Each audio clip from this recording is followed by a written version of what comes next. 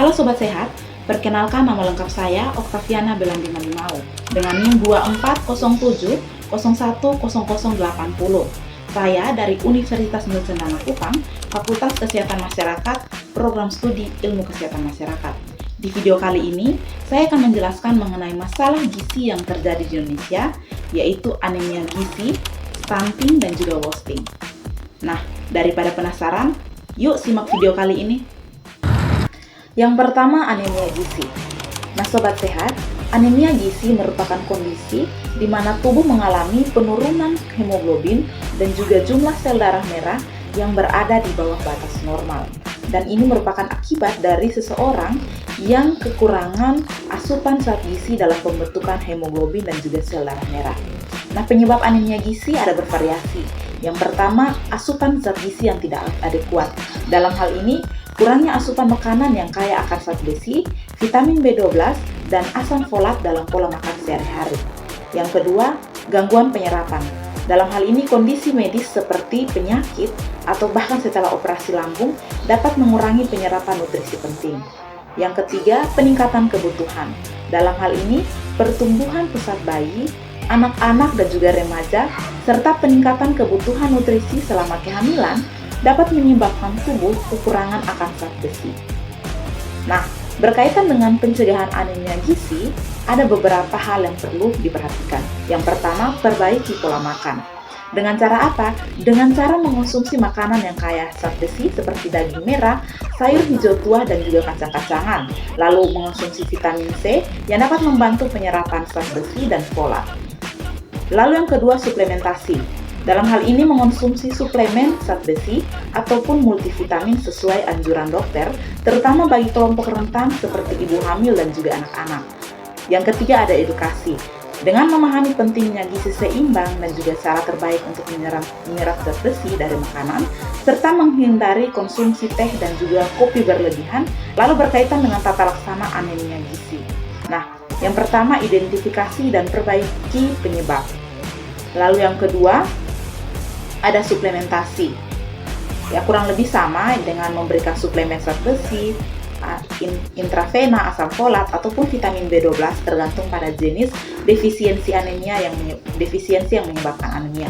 Yang ketiga juga ada edukasi pasien, kurang lebih sama, yaitu berkaitan dengan memberikan pemahaman lebih terkait dengan pentingnya konsumsi makanan yang kaya akan zat besi. Lalu yang ketiga berkaitan dengan pantau respon terapi. Dengan memantau berbagai terapi, berbagai respon terapi ketika berkonsultasi dengan dokter. Masalah gizi yang kedua adalah stunting. Nah, Sobat Sehat, stunting merupakan kondisi di mana tinggi badan anak lebih rendah dari tinggi badan anak usianya. Dan hal ini dikarenakan kurangnya asupan gizi kronis yang berlangsung dalam waktu yang lama.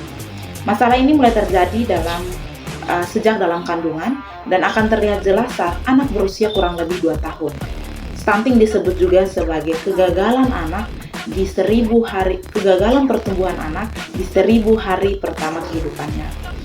Adapun penyebab stunting di Indonesia secara umum, yang pertama berkaitan dengan asupan gizi ibu selama kehamilan yang memang kurang baik. Lalu yang kedua berkaitan dengan pemberian ASI atau air susu ibu eksklusif yang kurang, dan juga kualitas MPASI atau makan pendamping ASI yang tidak memadai. Lalu yang ketiga, infeksi berulang pada anak seperti diare dan bahkan infeksi saluran pernapasan. Lalu berkaitan dengan faktor non-gizi juga, yang mana sanitasi yang buruk, air bersih yang tidak memadai, lingkungan rumah, kemiskinan, kurangnya layanan kesehatan, juga kurangnya pengetahuan ibu ataupun pengasuh bisa mempengaruhi atau memperburuk kondisi stunting anak.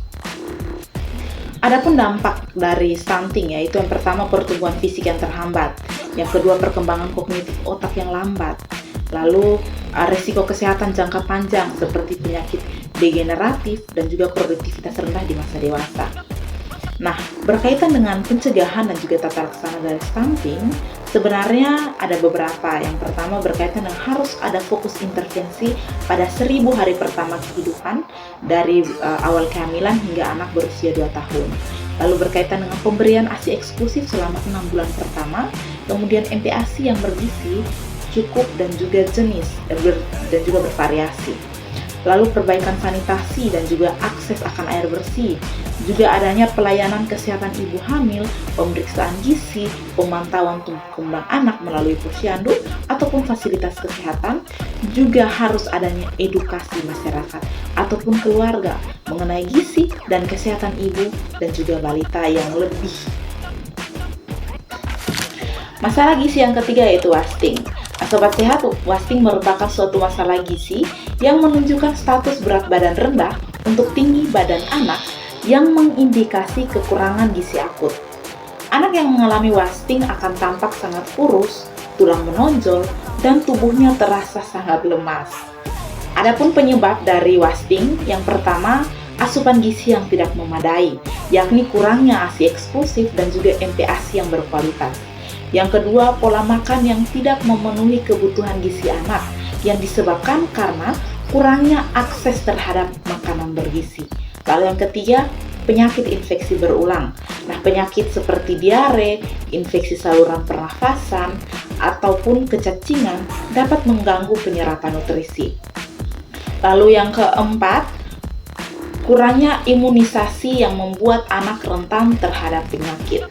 Nah, adapun faktor penyebab lain dari wasting seperti lingkungan rumah dan juga sekitar yang memang kurang bersih atau tidak bersih, lalu kurangnya akses terhadap air bersih dan juga sanitasi, lalu pengetahuan ibu yang kurang tentang gizi dan juga pengetahuan ibu yang kurang tentang kesehatan selama kehamilan. Nah, adapun pencegahan dari wasting sendiri, yang pertama, berikan ASI eksklusif selama 6 bulan pertama dan dilanjutkan dengan ASI dan makanan pendamping ASI atau MPASI sampai anak berusia 2 tahun. Yang kedua, terapkan pola hidup bersih dan sehat seperti mencuci tangan dengan sabun, menjaga kebersihan lingkungan rumah agar tidak menjadi sarang kuman. Adapun pencegahan yang berikut dengan melengkapi imunisasi anak sesuai dengan jadwal agar dapat mencegah penyakit. Lalu rutin membawa anak ke posyandu untuk pemeriksaan, untuk pemantauan tumbuh kembang anak. Nah, adapun tata laksana dari wasting sendiri, yang pertama, identifikasi dan deteksi dini. Kenali gejala awal wasting dan segera periksakan anak ke fasilitas kesehatan. Lalu tata laksana berdasarkan tingkat keparahan wasting, itu yang pertama ada wasting ringan hingga sedang dengan memberikan makanan dengan kandungan energi dan juga nutrisi tinggi untuk mempercepat penambahan berat badan dan juga pembentukan jaringan baru. Lalu tata laksana untuk wasting berat atau disebut gizi buruk dengan memberikan makanan terapetik atau MPASI khusus dan juga susu formula khusus seperti F75 dan juga berikan pengobatan infeksi jika ada. Lalu untuk penanganan infeksi berupa segera tangani penyakit infeksi yang dialami anak agar tidak memperburuk kondisi wasting. Adapun pendampingan dan juga edukasi dengan memberikan edukasi kepada keluarga mengenai pentingnya gizi seimbang dan juga penanganan khusus penyakit wasting.